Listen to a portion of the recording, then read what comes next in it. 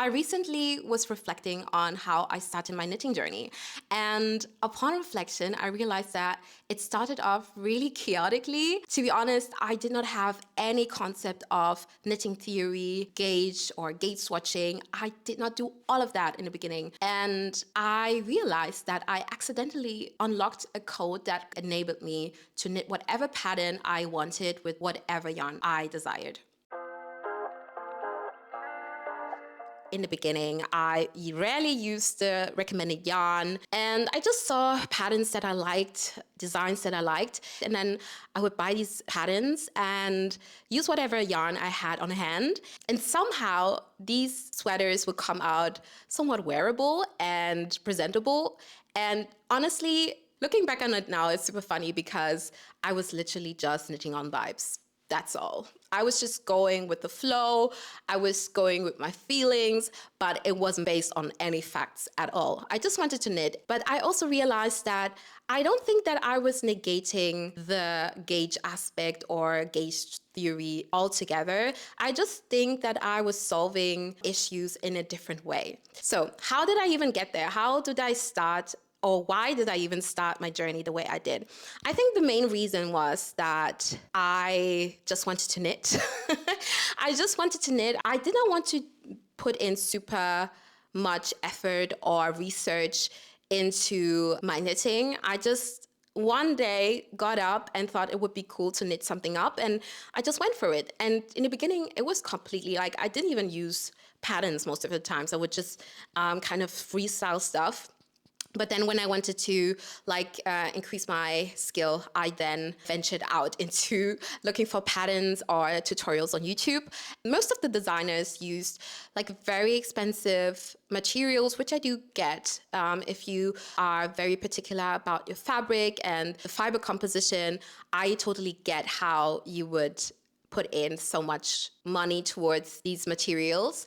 But I was just trying a new hobby, and I didn't know if I would be able to stick with it, or if this is going to be even a long-lasting thing overall, or if I would even wear the things that I made at all. So I wasn't trying to spend so much money. So I usually kind of bought whatever yarn that I saw online that kind of vibed with what I wanted. So what ended up happening a lot of the times is that I would have yarn at home that I've already bought because I liked it.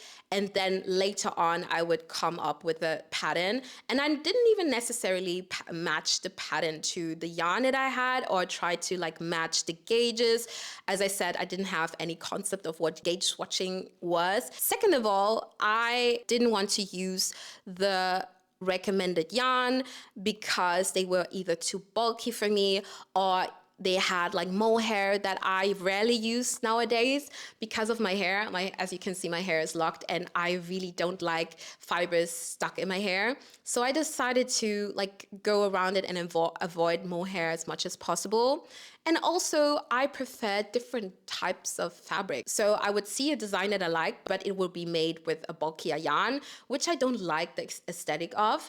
And then I would like immediately think of other yarns to use for this specific design or pattern. And that led me straight into learning how to adjust stitch counts and adjust every pattern that I liked to the yarn that I wanted to use, basically. Just adapting my patterns so I could use them with the yarns that I preferred. I think one of the key points that struck out to me was that I never really knit to a gauge, especially not in my early years of knitting, but I knit more so for a specific fabric that I wanted and the fabric that felt right to me.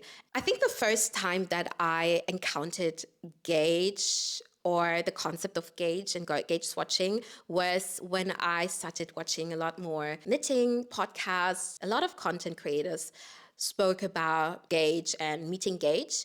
And that would be like a recurring theme. And I also noticed that this sometimes would be a source of frustration for some people. And that's where it may click in my head. And I simply was asking like, okay, if you can't meet gauge, or if you meet gauge and you can't achieve the fabric that you actually want, why not change the pattern so it accommodates the yarn that you are going for or the tension that you have? because we all knit so differently. And it's not to say that this is like this genius idea. I just think that my naivety towards towards knitting as a whole, and just like really just winging it, led me to like knit in a different way a little bit. And I can imagine more people knitting the way I do, but I just found it really interesting. And I thought, oh wow, maybe this is also like a solution in a sense for people that want to knit a little bit more freely. I don't think that gauge doesn't matter. Gauge definitely does matter, and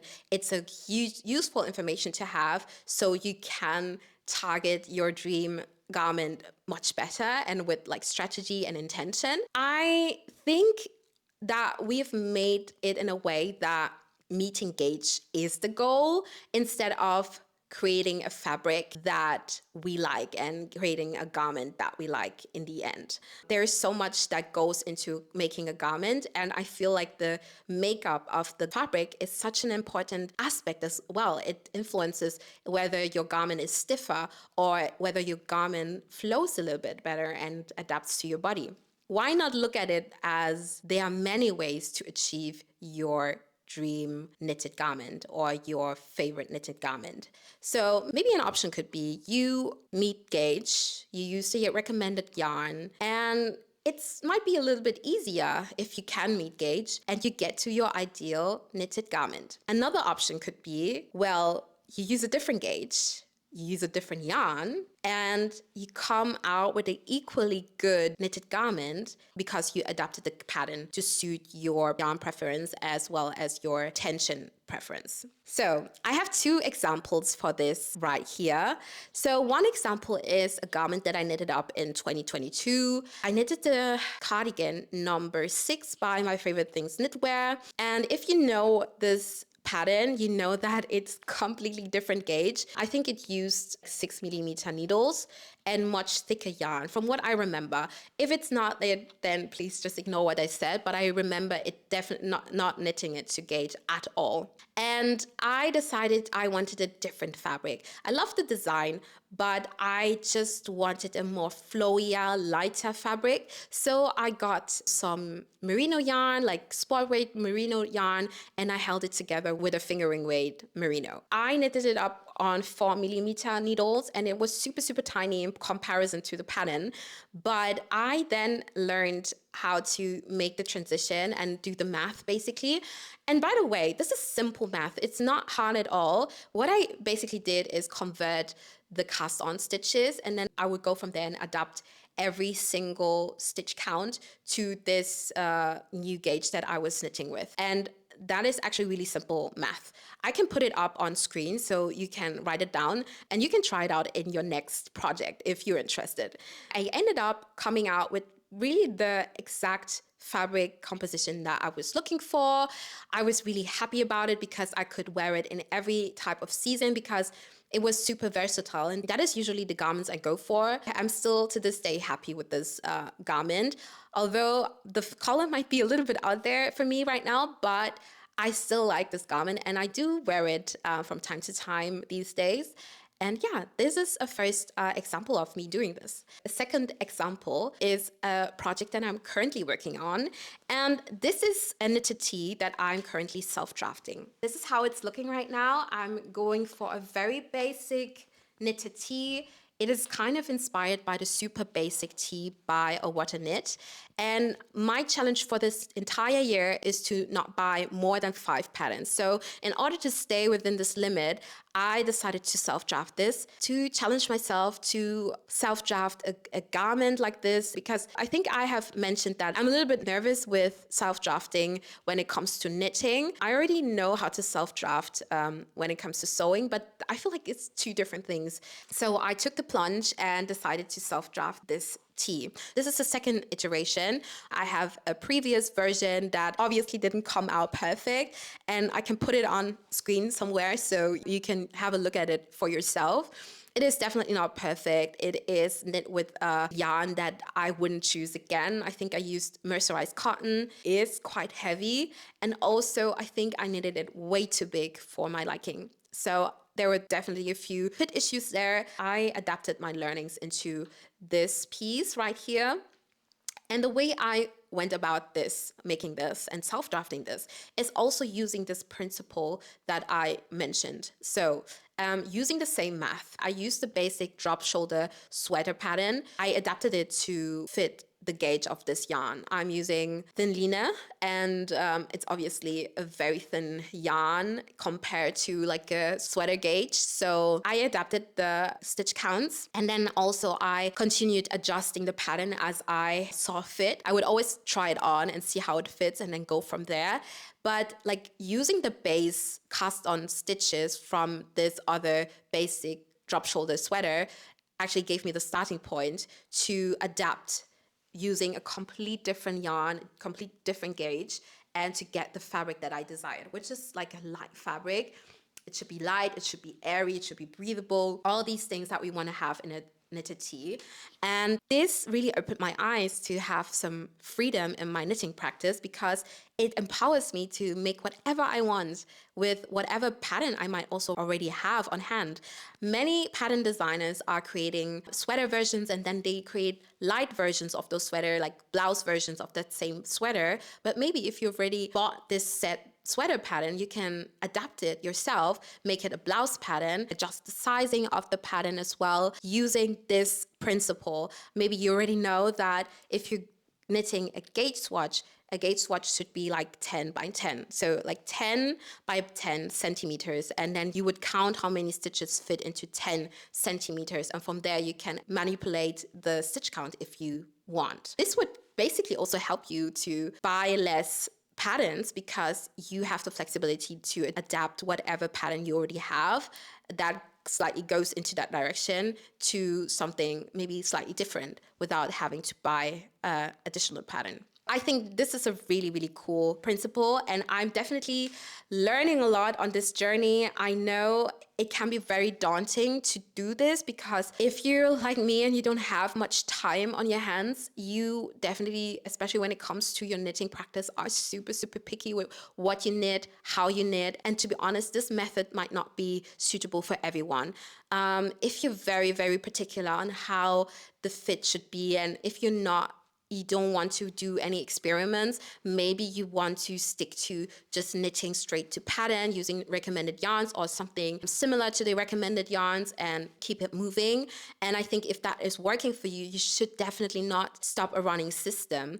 But if you are interested in learning a little bit more about like theory and how to create your own garments and how to kind of hack patterns that you already have and give yourself a little bit more flexibility when it comes to the fabrics that you want or the yarns that you want to use, I think this method might be really cool and perfect for you to try things out, to knit more with your gut, but also using and utilizing the theory of gauge and gauge swatching to achieve the fabrics that you want based on the patterns that you want to knit.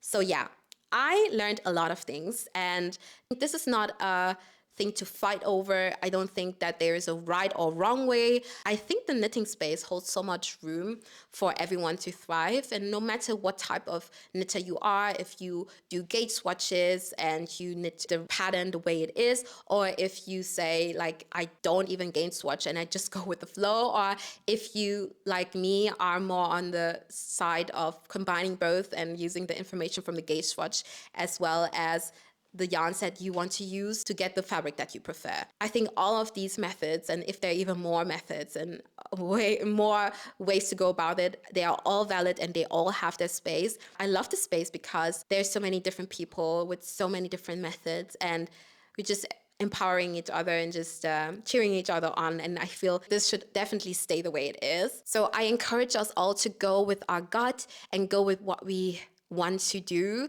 And if you just like me in the beginning and you just want to knit and you don't want to really think about theory, then do that. And I think that journey will open up a lot of new learnings and insights for you. And they're so valuable if you've gone through it yourself. If you're a new knitter and you're just looking for a way to just start, maybe knitting exactly the pattern the way it is might be easier for you. And that is completely fine, and this is completely okay and valid, and I support you, okay? On the other hand, if you wish a pattern came out with a different fabric weight, you can explore. There is so much room to explore. So I'm really excited to see how this piece turns out. I will definitely keep you posted on how this goes. As you can see, I am knitting this on, I think 2.75 millimeter needles. Yes, I know.